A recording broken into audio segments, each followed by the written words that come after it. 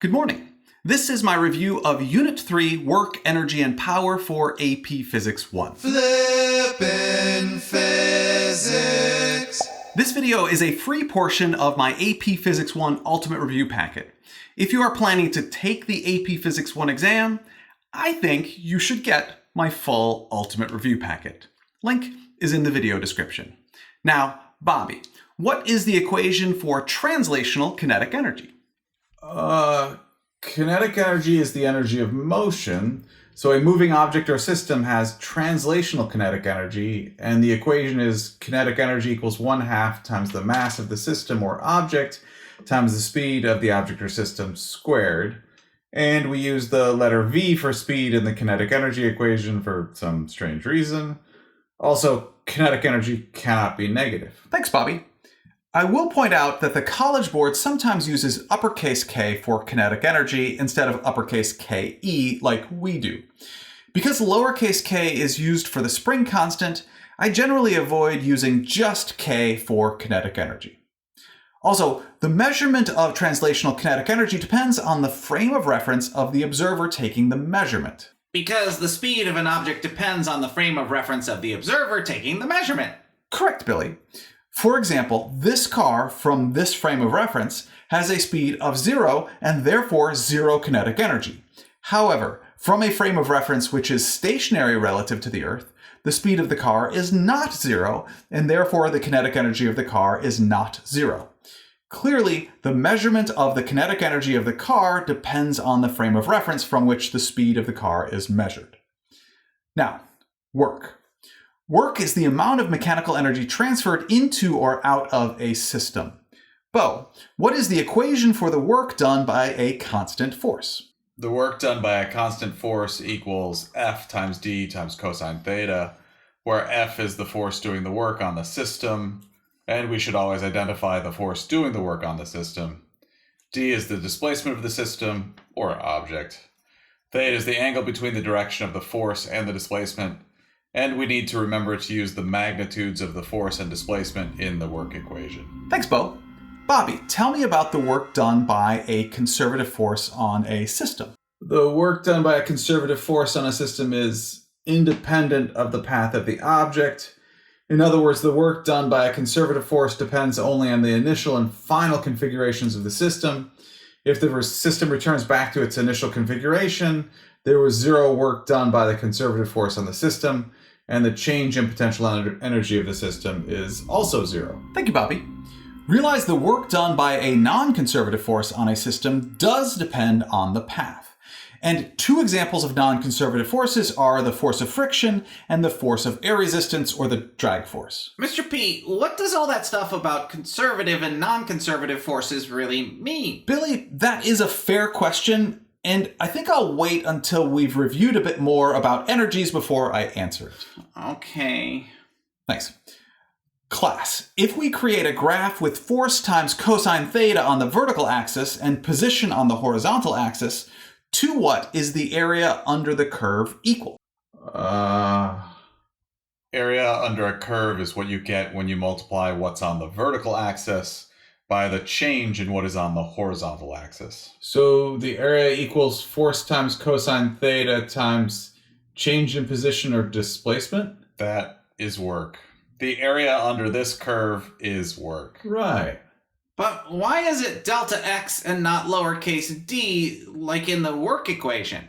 Because consistency in variable identification is not great across scientific disciplines. It's not even great internally to the College Board. Or even among AP Physics 1 teachers. Okay. Yep. And realize the College Board often identifies force times cosine theta as F sub parallel, as in the component of the force parallel to the direction of the displacement of the object. All right. The 3 types of mechanical energy are kinetic energy, gravitational potential energy, and elastic potential energy. Potential energies are the energies stored in a system due to the positions of the objects in the system. The equation for gravitational potential energy in a constant gravitational field is gravitational potential energy equals the mass of the object times the gravitational field strength times the vertical height above the horizontal 0 line.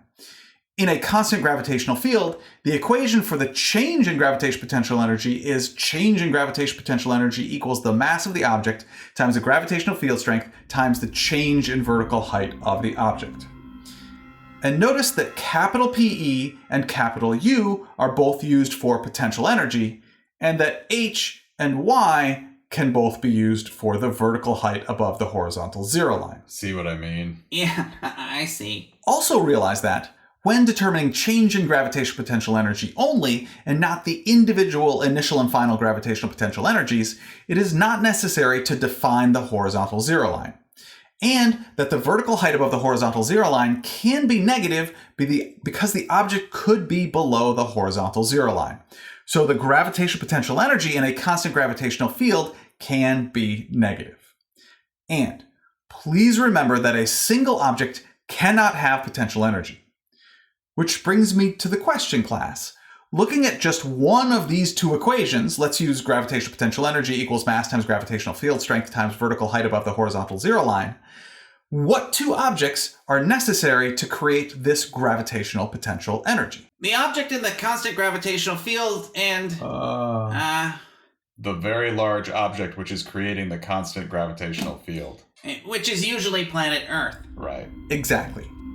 Billy, what is the equation for the general form of the gravitational potential energy which exists between two objects with mass? That equation is the gravitational potential energy equals the negative of the gravitational constant, or big G, times the mass of object 1 times the mass of object 2, all divided by r, the distance between the centers of mass of the two objects. And again, r is not the radius, but it sometimes could be. Big G is, of course, 6.67 times 10 to the negative 11 newtons times meters squared divided by kilograms squared. The location of zero gravitational potential energy is where the two objects are infinitely far away from one another. In other words, the gravitational potential energy of a system is zero when r equals infinity. That is why the general form of gravitational potential energy is always negative. That's all I can think of. Thanks, Billy. I will add that a common mistake I see many people make, myself included, when using this equation is to add a square on r in the denominator. It's a habit from using Newton's law of universal gravitation where r in the denominator is squared. So be careful of that. All right, next up is elastic potential energy, or the energy stored in a mass spring system, or a mass and some sort of elastic material system like a rubber band or something. The equation for elastic potential energy is, and I'll use both capital PE sub E and capital U sub E because I can. Elastic potential energy equals 1/2 times K, the spring constant, times delta X, the displacement from equilibrium position or rest position squared. Because the spring constant cannot be negative and displacement in the equation is squared, elastic potential energy cannot be negative. Class, the units for work and energy are the same. They are Joules, capital J. And remember, work and energy are scalars. That means work, kinetic energy, gravitational potential energy, and elastic potential energy do not have Direction. They only have Magnitude. Perfect. Now, the mechanical energy of a system is the sum of a system's kinetic energy, gravitational potential energy, and elastic potential energy. Realize, because it takes two objects to have potential energy, when a system has only one object in it, the only type of mechanical energy single object systems can have is kinetic energy. Also, any changes to the types of energies in a system are balanced by equivalent changes of other types of energies in the system, or by a transfer of energy into or out of the system. And the total mechanical energy of a system remains the same if there is zero net work done on the system and there is zero work done by non-conservative forces.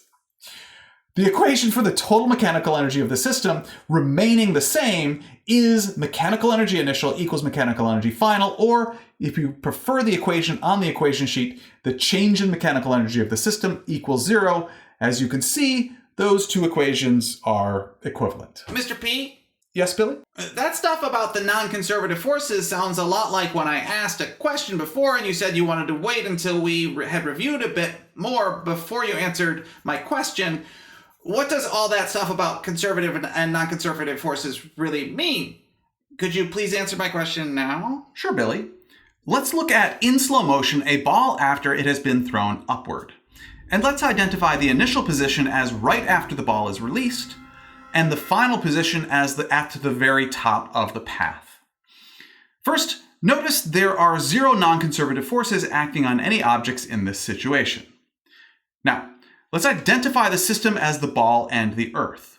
With the ball and the Earth as the system, the only forces acting on the system are the Newton's third law force pair of gravitational forces acting downward on the ball and upward on the Earth. Because those gravitational forces are internal to the system, the net work done on the ball and Earth system is 0, and the mechanical energy of the system remains the same.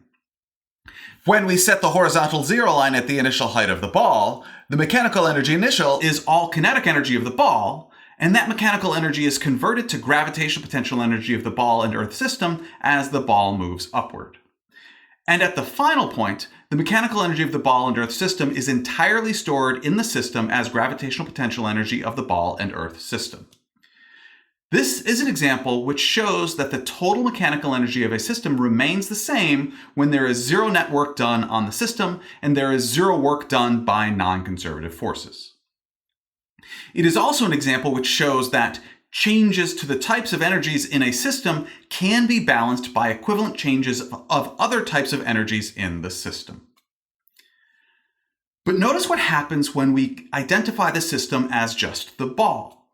Now the gravitational force on the ball is external to the system because it is caused by an interaction with an object which is outside the system.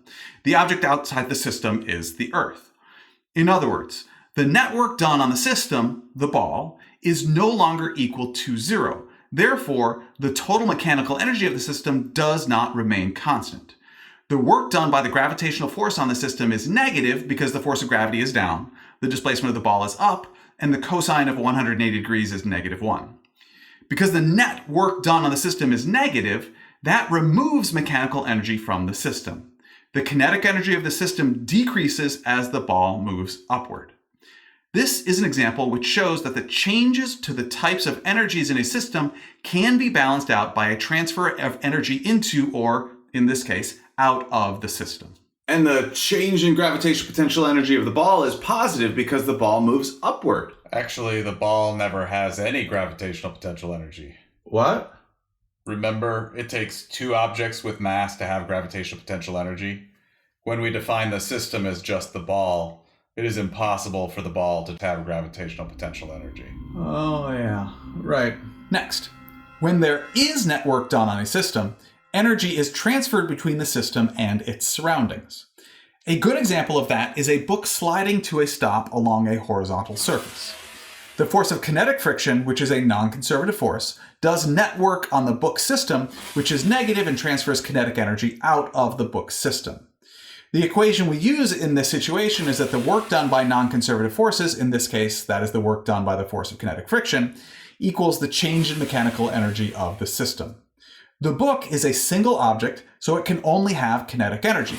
In other words, the net work done by friction dissipates kinetic energy from the system, and that energy is dissipated from the system as thermal energy and sound.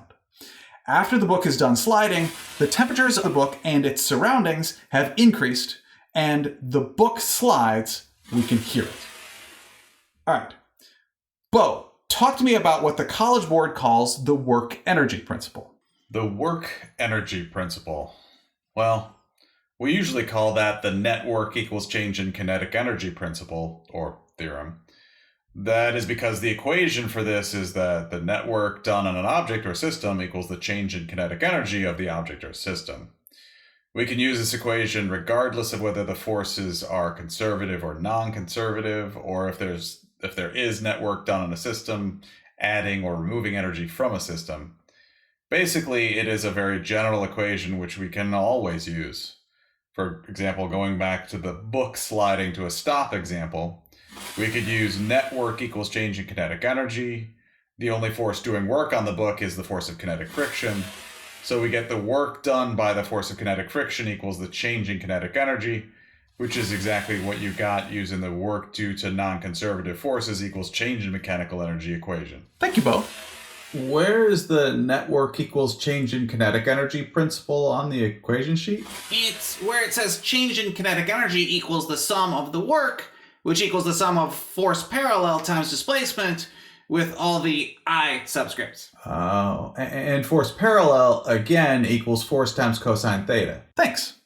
Now, I do want to remind you that whenever you are using these equations where the mechanical energy of a system remains constant or energy is transferred into or out of a system, in addition to clearly identifying the system, you also have to identify three things. What are those three things? The initial point or initial configuration of the system. The final point or the final configuration of the system. And the location of the horizontal zero line, unless we are only specifically using the change in gravitational potential energy in a constant gravitational field equation, because the change in gravitational potential energy will be the same regardless of where the horizontal zero line is. Oh. Right.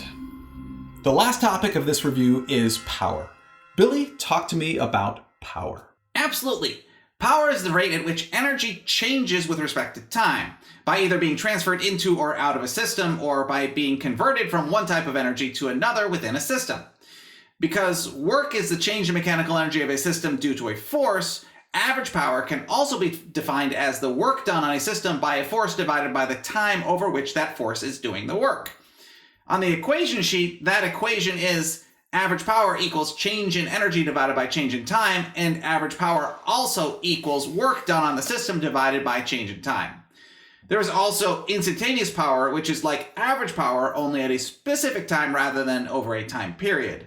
The equation for instantaneous power is that instantaneous power equals F times V times cosine theta, where, very much like the equation for work, F is the force doing the work on the system or object, V is the instantaneous velocity of the system or object, theta is the angle between the directions of the force and instantaneous velocity, and we need to remember to use the magnitudes of force and instantaneous velocity in the equation for instantaneous power.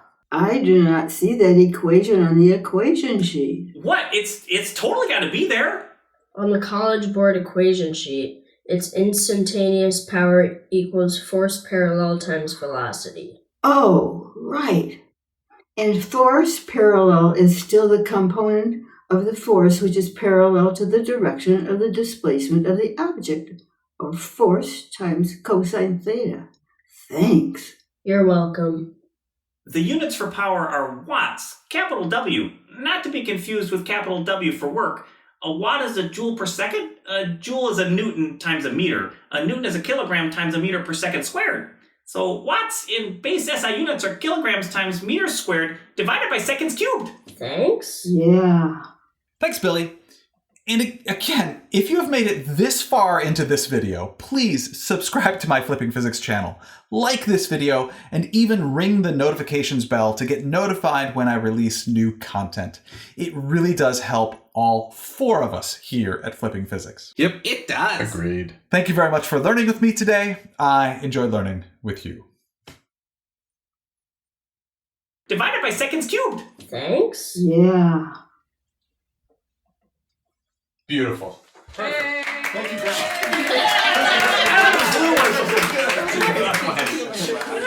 I did.